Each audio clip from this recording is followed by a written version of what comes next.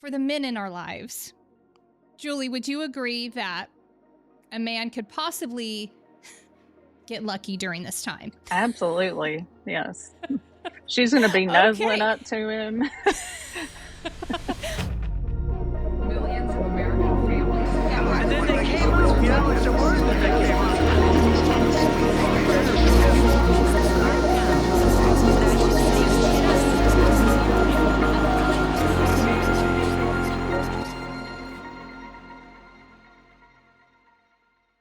Welcome back to the Missing Piece podcast. We are super excited for today's episode. Today, we are talking all about menstrual cycles, perimenopause, and menopause.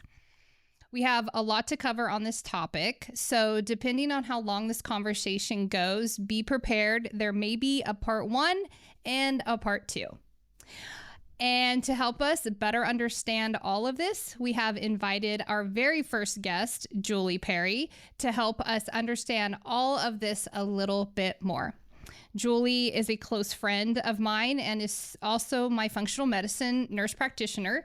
She has helped me tremendously, so I promise you all are in good hands. So Julie, Danielle, and I, we want to thank you for being here. We're super excited for today, and I know that a lot of our listeners are excited too. Yes. Welcome, Julie. Thank you. I'm very glad to be here. All right, let's dive in. So first, I want us to lay down a little bit of the foundation on how the woman's body works and hopefully shine some light for men who want to learn more about what their partner is also experiencing and to help them better understand the rhythm that most women go through every single month. So if you have a husband, I suggest that you probably get them to listen to this because it may just help you guys yourself and your relationship too. So Julie, let's start with the 4 phases of a woman's cycle. So we're just laying the foundation here. So let's start with phase, I guess 1, would you say is the follicle phase? Follicular, yes. Thank you. See? That starts when the period. That starts when the period is over. When you number the days of the cycle, it actually starts with the first day of the period. But when you're talking about the cycles, you start with the follicular phase. So that's when the period is over. You go into the follicular phase. Okay, so technically, we would actually be starting if you were to say it, we would starting in the menstrual phase, which is phase 1 then? When the period starts, yes. Mm-hmm. Okay, perfect. So during this stage, what does a woman experience during this stage? During the menstrual cycle, you mean? Yes. So there's a lot of hormone changes that occur for your period to start. And I want everyone that's listening to understand how amazing a woman's body is. There's so many processes that come together to make things happen for us every month. And it's truly amazing. And the more I learn about it as I go on, I'm an eternal student, the more the design of women amazes me. So I hope that everyone understands how amazing they are, that's listening. Husbands understand how amazing your woman is. But when the menstrual period starts, there's been a dramatic shift in hormones. And if you start your period, it means that an egg that you released did not fertilize. And so pregnancy did not occur. So that's when the menses starts and you're shedding your uterine lining. And for most people, that lasts about 5 days, some shorter, some longer. And there's often a lot of hormonal fluctuations during this time. So you can get a lot of mood changes. Of course, there's things like breast tenderness and bloating. If there's heavy bleeding, then that may indicate that there's some hormonal imbalance. Okay, so I know, like for me, a lot of low energy, something that I think that I really want to get across to for the men that are listening. If your husband's listening to this, I want you to really understand and help you understand what a woman is really going through. So kind of what Julie is saying is there's a lot of low energy. So your wife or your partner may need rest, right? This might be a time for reflection for her. She's going to have physical symptoms, right, Julie, like cramps and fatigue and things like that. I think the best way, and I think the best way for just in this phase, we're going to go through all the phases, but just in this phase, I think for every man to understand, and maybe even our friends and our colleagues that we work with, anyone that is around a woman that is menstruating, okay, that during this time, I feel like they need a lot of support, and we need patience, and for men, I think this would be a time to step up the responsibilities in the house. So that is my feedback for what maybe a man could do during this time when a woman is menstruating. It could be to help them around the house, and let your woman sleep. Let her get a lot of sleep. Would you, Julie and Danielle, would you agree with that? That let us sleep is a good form of action for a man to take. Well, I'll defer to Julie first, and then I'll jump in later. I completely agree. And during the phase of the menstrual cycle, you need things that are restorative and comforting. So not just rest, but you might need certain foods. So think about warm foods that nourish you, comfort foods, soups and broth and so forth. So things to just make you feel cozy. It's pretty common for people to have food cravings during the period. So just kind of know what they are. That it happens with PMS in the period. But when you're losing menstrual blood, you're going to lose some iron. So you might need more iron-rich foods during that time. Magnesium is also something that's involved in a lot of our hormonal processes, and it often needs augmentation during PMS in the period. So nuts are rich sources of magnesium. So just knowing that about your body and changing the way you eat. There's actually some good books written about how to cycle what you eat according to your menstrual period to support the hormonal processes that are going on. So it's definitely worth a look to think about those types of things. And I think that's fascinating that we can identify that. And I know some women, I'm not there yet, but some women track it. So they know exactly, I know there's apps that can be used. But I think one of the reasons I've been so excited about this particular episode is I think a lot of men and boys want to help their mom, sister, girlfriend, wife, friend, but it's just not something that you talk about. And so I think as the 21st century and AI, and we're learning so much about so many things, having the courage to say, hey, I'm not okay. I'm going to be okay, but here's something that might help, not only help you help me, but also help the peace that we're all trying to find, especially in the household. So I like that. Yes, this is for women, but it's also for men who genuinely want to help the women in their lives get through a tough time with a little bit more ease. So I appreciate that you're breaking this down for us very much.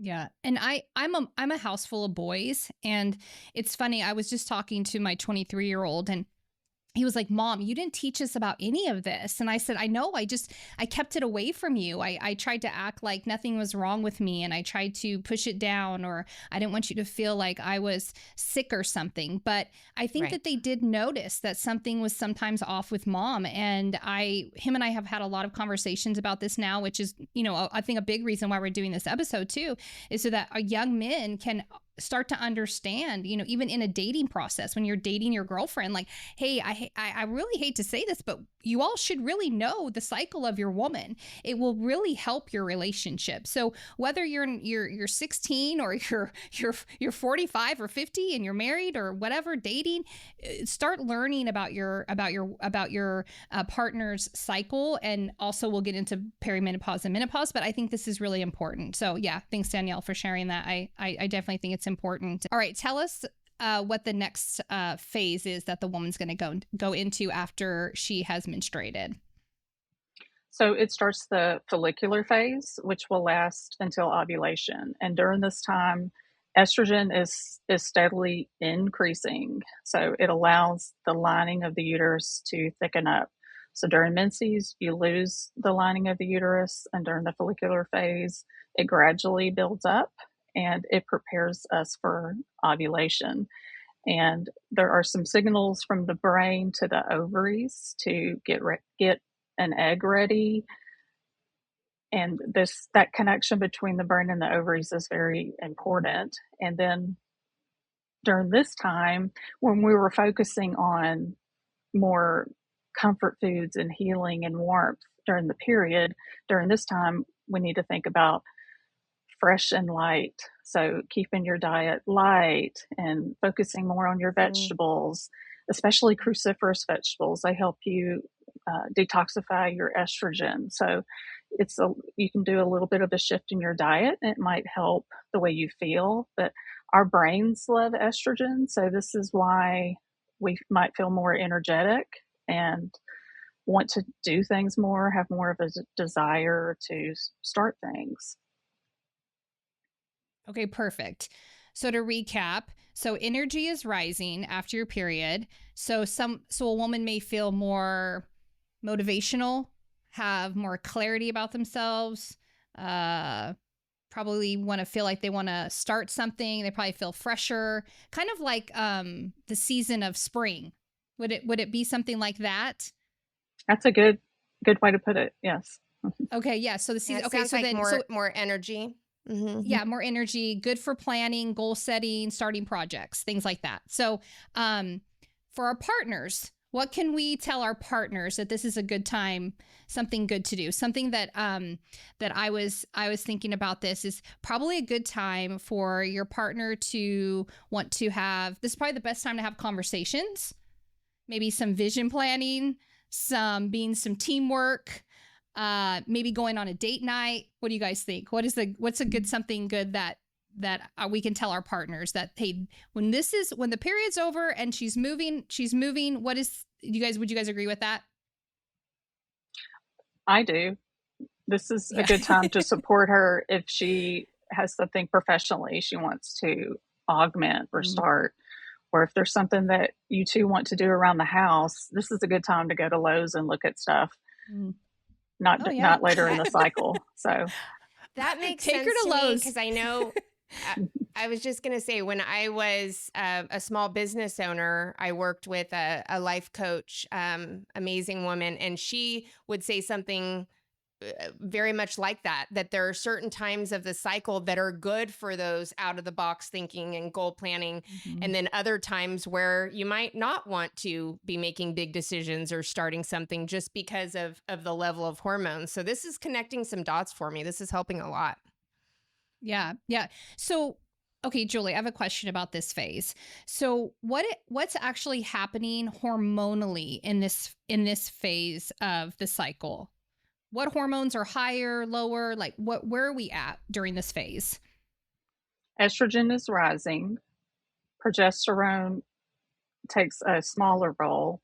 The brain is sending FSH, which is follicle stimulating hormone, to the ovaries to get eggs ready. So that's typically what the pattern is. Okay. Perfect. Now, estrogen is going to peak in the next phase. Oh, okay. All right. So let's move to the next phase. What is the next phase? The next phase is ovulation, and it's a short window. So anyone who's had fertility issues knows what a short window that is. And this is where estrogen is at its peak. And a couple of days before actual ovulation is when the stimulating hormone LH, or luteinizing hormone, will surge. So if you've ever done those LH predictor strips, you're looking for that surge, and then ovulation happens about 24 to 36 hours afterwards. So estrogen's really high. So during this phase, a woman might feel her best. It's a short window, unfortunately, when you feel so energetic, but there's obviously some social things that may happen there and some changes in the relationship, but that's what's happened hormonally. When you say short, when you say short phase, do you mean like a few hours or a few days? Like how long is that period? It's more like a day and a half or so forth. Okay. That's your Interesting. like your fertile window. Okay. So, for the men in our lives, Julie, would you agree that a man could possibly get lucky during this time? Absolutely. Yes. She's going to be nuzzling Okay. up to him. All right. So this is our cuddle time. This is our lovey time. Unfortunately, it's about a day and a half, which is, didn't know that. I thought it was about 3 days, but Yeah. wow. Well, remember, you get that LH surge first. So I'm talking about the window for pregnancy. So you get the LH okay. surge, and then comes ovulation. So yeah, it probably is more like 3 days for that whole phase. But for fertility, you have a shorter window. Okay. That makes sense. So men, put it on your calendar. I don't know. Maybe that's the best way. Maybe that's the best way to put it. So okay. So again, what's happening? Is our estrogen surging more, or is estrogen even giving more power to the body now? Is this why the wanting to, the egg is releasing. And so I would have to assume that this is how reproduction happens. I mean, we have to want to have babies, right? It's just like in nature, our bodies are telling us, hey, time to produce. So it's giving us more of that urge to want to have relations with our partner. Yes, those primitive things that are built into us. Mm-hmm. But estrogen is at its peak in this time. So, and remember, the brain loves estrogen. Estrogen also stimulates serotonin production. I'm not sure a lot of people know that, but serotonin is our happy hormone. And when you have good amounts of estrogen, if it's balanced with progesterone, then it can stimulate serotonin production. So it can also explain why you may feel more emotionally stable and stronger during this period. Yeah. And I think for me, that is one of the biggest questions I had as a preteen, as a teenager, as a young mom, is all of a sudden I felt like my emotional response would just shift, and I didn't know why. And it was very scary. And this was pre-internet when I was a teenager, so I couldn't just go Google it. But there's definitely times where I'll tell my husband, I'm feeling a little crazy. I'm sorry. I don't know why. If I snap at you, I don't mean to. And he seems to appreciate that, because when someone's acting out of character without any reason, I can understand why guys would be like, whoa, what is up with this chick? But the more we know, the more we can have conversations like this without the fear of judgment or the fear of, I don't even know what, but just being able to learn and communicate with the people around us. Look, I'm just feeling a little off. Nothing's wrong. I just need you to support me in this way. So this is fantastic. I love this. Yeah. I think the more, and we're always talking about this on the show, is awareness, like having awareness, not only for the woman to have awareness about her body, but also the partner in her life to have awareness, and maybe her friends. I mean, we're going to go into the next phase here in a second, but I think something too that's really interesting with the female body is that when you hang around the females often, you all start to cycle together. Julie, do you know what that's about? It's your brain signals just start to line up. Remember the connection between the brain and your ovaries. So, and I think it's related a lot to circadian rhythm and so forth. Yeah. Mothers and daughters do that. I've had patients in perimenopause say that when their college age daughters are home, their cycles change and they sync up. Yeah, which is really interesting that happens. Yeah. That absolutely. And then I used to coach volleyball. And so you imagine having 10 to 13 girls plus 2 female coaches, we would all sync up. And man, when it was time, it was like, at least you got it all over about it. At least you all got it over with. Yeah, but the games that week were tough because we were all just. You guys probably won. You probably won some. We probably did. Mhm. Yeah. We Yeah. had some successful years, but I just remember, everyone would be, oh yeah, you're on it. You're on it. And it just all of a sudden that realization of, wow, we are all pretty much on the same part of our cycle. And it didn't take that long. I remember it being a month or 2 months into the season, it would all line up like that. And it was bizarre. Oh yeah, it's like Julie said, the woman's body is fascinating. It's absolutely fascinating how we can even do that. I mean, it's so amazing, really. It is.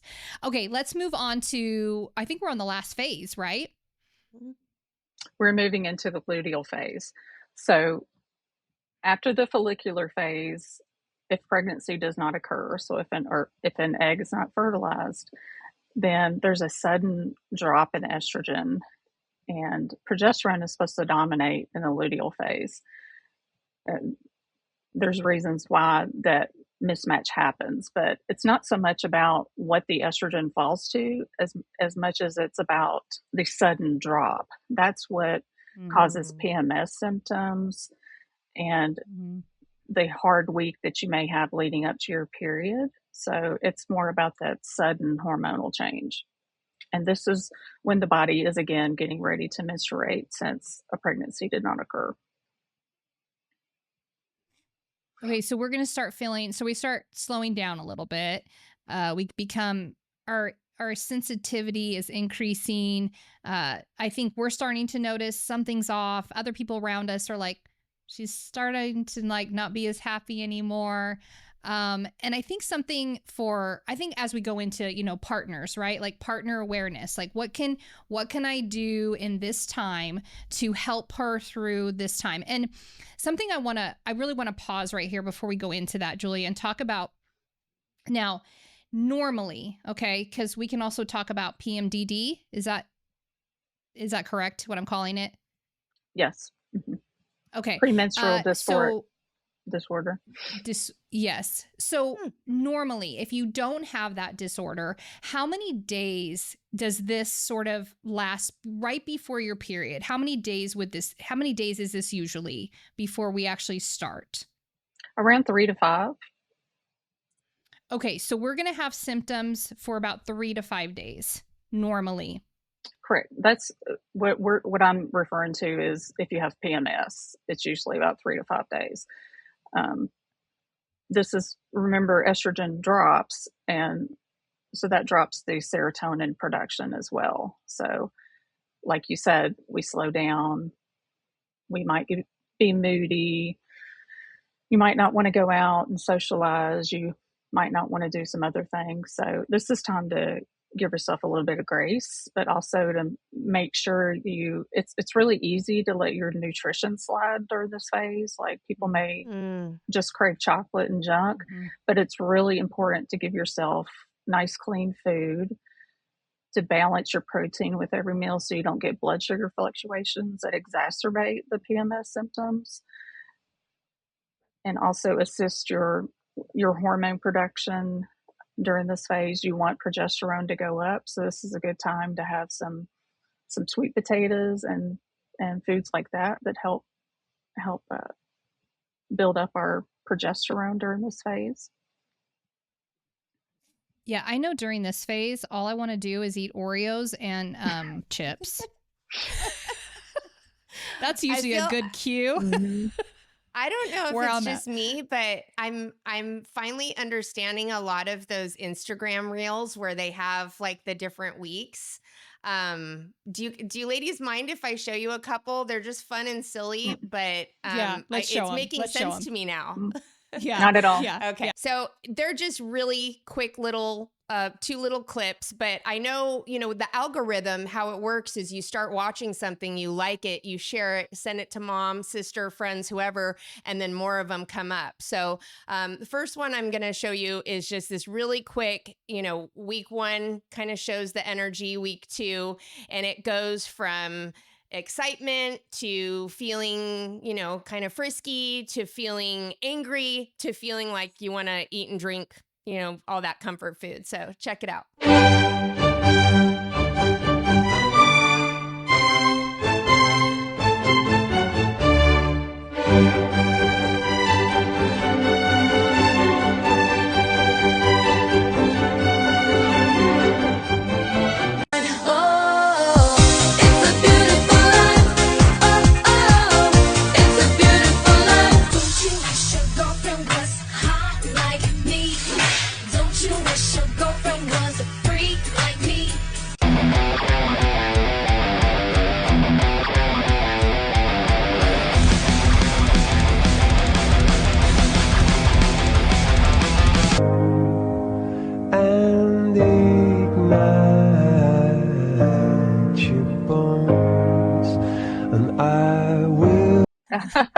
pretty Yeah. cute, right? That's great. I Love it. I think that those reels are so relatable. You see them and you're like, oh wait, I'm in that one. I'm in that phase right there. And they're like, oh, I've got to go to the next phase. But yeah, Or it's just so in hindsight, you could be like, I remember this one time I was definitely, for sure. I love that. Yeah, exactly. So when we are in this luteal phase, what kind of feedback can we give our spouses, our husbands, our partners? What do you guys think? What should they be doing during this time?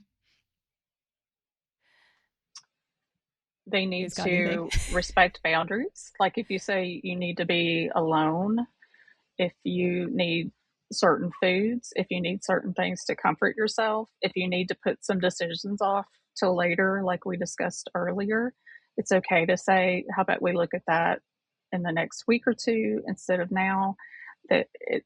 The menstrual phase puts more physiologic demands on us.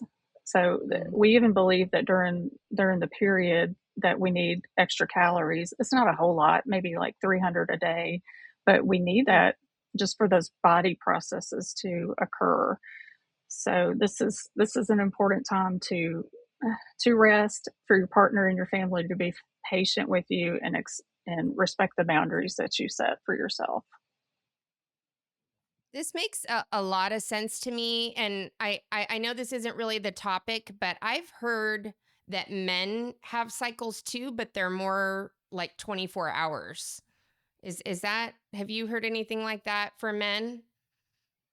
It's referring to how men's testosterone rhythms usually go. And they usually have a higher testosterone first thing in the morning, and then lower Makes sense. is like when they get home from work, like 5 o'clock. That's when their testosterone dips. So your man coming home and plopping on the couch and grabbing the remote may not be indifference to you. It may be that his testosterone has dropped and he needs a good dinner or some rest or some conversation or something, and let that build back up naturally.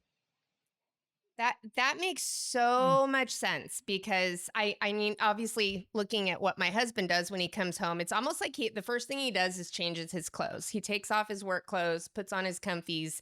But I know, even without learning about this, that's not the time to start peppering him with questions, because No. it's almost like he is taking off his armor after going to war all day. And so that makes so much sense, and why he's more peppy in the morning. I love this. I love this episode. I feel like this is going to help some marriages.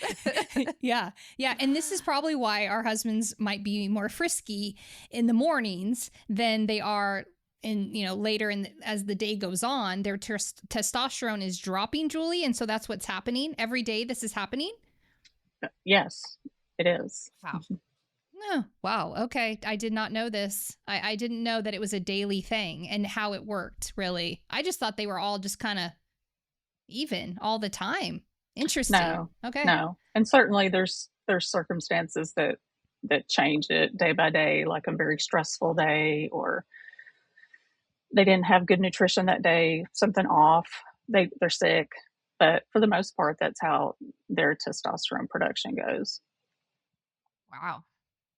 Yeah. It's good to know for sons and friends. And I mean, just in general, that I think we learn the basics in freshman health, but it's very surface level. We don't really get into things like this. Maybe it's because we don't really understand them. But now that we're older, I think this is so vital to just a healthy communication. Mm-hmm. I agree. Yeah. And I think something too, that as mothers with daughters, I don't have any daughters. Okay. So I'm going to rely on you two, because you two do have daughters. We teach our daughters how to use a tampon, how to use a pad, and things like this. But I don't know that we actually go really deep into this sort of psychological way of teaching them what's really going on with them. And I think that this would be going to be really helpful, I think, for daughters and mothers to also sit down and say, hey, let me explain to you what's going on with you right now. You're not only going to be menstruating, but you're also going to have some highs and lows that are going to come, and that's okay. And something that has really helped me during my cycles is tracking has helped me so much. Not only for when I go on vacation, do I know if I can wear a bathing suit or not, or where I'm going to be, but reality. I mean, we don't even talk about that kind of stuff. But just reality of like, okay, where am I in my cycle? Because if there's a day where I'm like, man, I feel kind of off, I'll be like, oh, where am I? I'll go to my tracker and I'll say, oh, okay, I'm starting to go into the phase of blah kind of feeling, right? And so I'm becoming more and more aware of where we are in our cycle, and really teaching our daughters to be super aware of their bodies too, so that they know when something's off. And then teaching them how to express that, I think, is really important. Now, you guys have daughters, so do you guys think that would be useful for moms to do that? And have you guys ever talked to your daughters about that kind of stuff? Well, I have, so. Yeah. Yes. Well, okay. Julie's profession. She's probably been talking to her about this since she was 8 years old. It's what I do all the time. Now, she didn't want to talk to me about it when she was young. And I did what every other mother did with a daughter, was buy her a book and give her some space. And then when we had to answer more questions, we did it on the fly. But yes, I'm very open with my daughter about what's going on with her body, and she knows she can ask me anything as well. Yeah, good. I would say I definitely don't have Julie's expertise, but I try to be as open. And I think that's been a huge generational shift in parenting. I remember both my parents saying there were just certain things you didn't talk about. It was considered inappropriate, or maybe they just didn't know. But now I think we have a more open, I mean, there's so much information on the internet and so much disinformation that isn't quite true. So learning about things like this, I've never tracked. I had a uterine ablation several years ago. So I no longer have a cycle, like an official cycle, but I still notice the mood shifts a little bit. And I know we're going to get to perimenopause in just a little bit, but I'm starting to understand the whole hormone replacement hormone. I must have gotten on some algorithm the other day because I kept seeing ads for like the home test kits. And I remember thinking, okay, why would I need to test that? Like, what does that tell me? But everything you're sharing with us, Julie, is really starting to make sense for me, and why it's important to track that, just for all the reasons that have already been shared. So we know when it's our time to shine, when we need to give ourselves some more grace, maybe some better food, and when we need to give a warning to our loved ones that we need a little bit more grace. And you made a good point about the uterine ablation and still having PMS symptoms. That can absolutely happen. The ablation doesn't shut down all of the chemical reactions that happen. It just prevents shedding of the uterine lining. So you can absolutely still have PMS when you would have had a period. Yay for absolutely. me.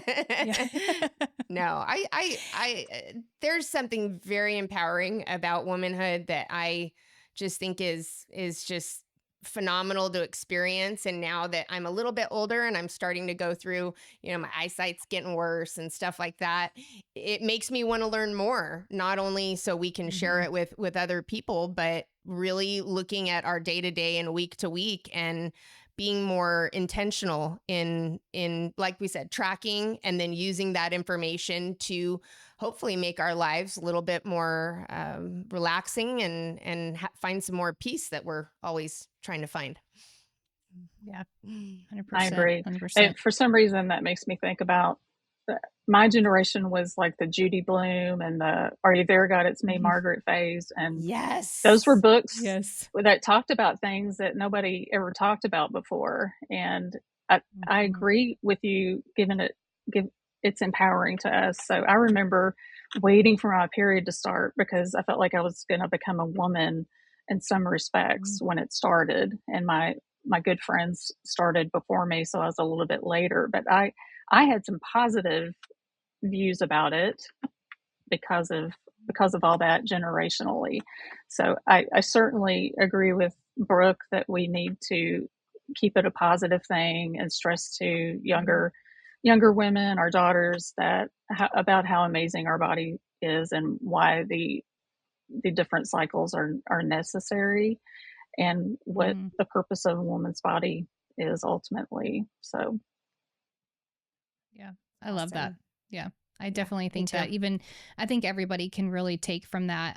Anyone in society can take from that and really understand that what we are doing is, our bodies are very magical, and they're really here to produce humans. I mean, let's be honest. That's what we're, a lot of why we're here. And it's such, the power that we have in that is so amazing. We want to thank you for joining us on the Missing Piece podcast on behalf of my co-hosts, Brooke Benevento and Julie, that joined us today. We have more coming next week, so stay tuned. We'll drop the second part of this very important podcast in 1 week. Talk to you soon.